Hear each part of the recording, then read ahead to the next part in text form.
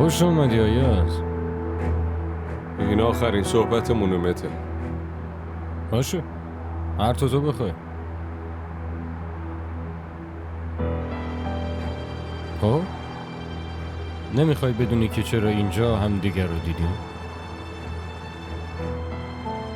مثل همیشه چرت و پرت میگی. هرچی میخوای بگو. زنم تو خونه منتظرمه. زنت بیا کنارم آیاز، بیا کنارم وایسا.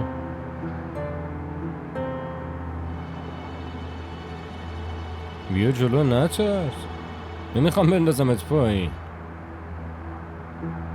بیا ببین از این بالا چقدر همه چی کوچیکه.